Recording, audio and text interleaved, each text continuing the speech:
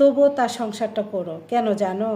এই সমাজের মানুষ ডিভোর্সি মেয়েদেরকে খুব খারাপ চোখে বাজেভাবে দেখে, আর ওই মেয়েটা না পরিবারের কাছে বড্ড বোঝা হয়ে যায়।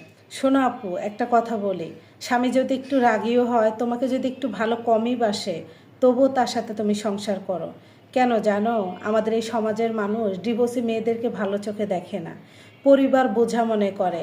মেয়েদেরকে পরিবারেরা বিয়ে দেওয়ার পর মনে করে যে মেয়ে কেন আমার কাছে এসে থাকবে, 2-4 দিন তাদের কাছে ঠিক আছে, এর বেশি থাকলে পরিবার বোঝা মনে করে। আমার কথাটা হয়তো অনেক উপদেশ হিসাবে নিবা, কারো যদি আমি বড় হই তাহলে বড় বোন হিসেবে উপদেশই নিতে পারো, আর কেউ যদি আমার বড় হও তাহলে ক্ষমা করবেন, আমি উপদেশ দিচ্ছি না। বর্তমান জামানায় এসে একজন চরিত্রবান পুরুষ পাওয়া বড্ড মুশকিল। এমনও স্বামী আছে জানো, আমাদের পাশের বাসায় একজন আপু, তার হাজব্যান্ড ছেলে মেয়ে হচ্ছে বড় বড় হয়ে গিয়েছে। ছেলে ইন্টার পড়ে একজন, মেয়েটা ক্লাস 8-এ পড়ে। কোনো কিছুর অভাব নাই, কিন্তু তার ঘরে শান্তি নেই। টাকা পয়সা, তার হেল্পিং হ্যান্ড আছে, সব কিছুই আছে জানো। শুধু সমস্যা কি, তার কষ্টটা কি, তার স্বামী তাকে বোঝে না। তার স্বামী তাকে ভালোবাসে না, মৌখিক ভালোবাসে, অন্য নারীতে তার স্বামী আসক্ত। এই যন্ত্রণাটা যার স্বামী একমাত্র অন্য নারীতে আসক্ত, সেই মেয়েটাই বুঝবে, এছাড়া কেউ বুঝবে না। তাই বলছি, তোমার স্বামীর যদি চরিত্র ভালো হয়, তোমাকে ভালোবাসে বিধায় সে সংসার করছে। পুরুষ মানুষের ভালোবাসা প্রকাশ করতে চায় না। মনের এক কিনারাও তোমার জন্য একটু হলেও জায়গা আছে তোমার স্বামীর মনে। সে যদি অন্য নারীতে আসক্ত না হয়, হয়তোবা তার স্বভাব খারাপ, তোমার কথা শুনতে চায় না।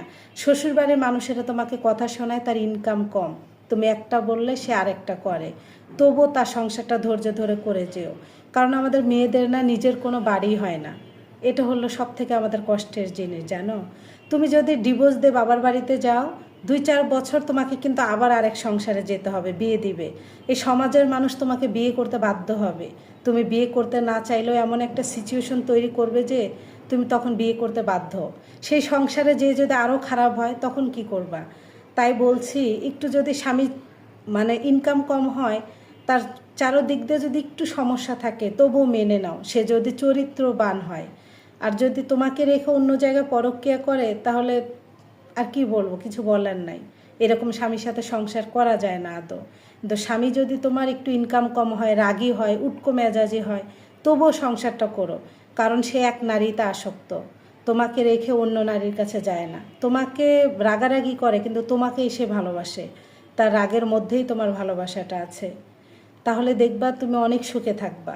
কিন্তু এই যে রাগের বশত ডিভোর্স দিয়ে যাবা, কিন্তু যখন আমাদের স্বামী স্ত্রীর ঝগড়াঝাটি হয় না, আমাদের আত্মীয় স্বজন আশেপাশে মানুষ বলে যে তো কী হয়েছে, ছেড়ে দাও, তুমি এর থেকে ভালো কিছু ডিজার্ভ করো।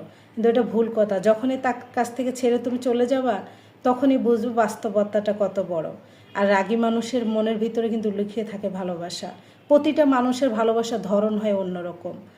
তো সব কিছু মেয়ে মানুষ তো আমাদেরকে মেনে নিতে হয়। জন্মের পরে থেকে আমাদের মা আমাদেরকে একটাই শিক্ষা দেয় যে মা, মেয়ে হয়ে জন্ম নিয়েছিস, সব কিছু মেনে নিস।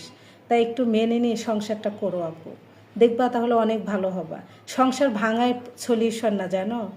আর স্বামী যদি রাগীও হয়, সব কিছু মেনে নেওয়া যায়, কিন্তু স্বামী অন্য নারীর সাথে পরক্রিয়া করে, এটা মেনে নেওয়া যায় না। এই কষ্টটা বড্ড ভয়ানক।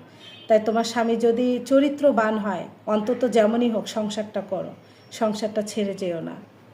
আমার এই কথাগুলো কেউ খারাপভাবে নিবা না। ভালো থাকবা সবাই।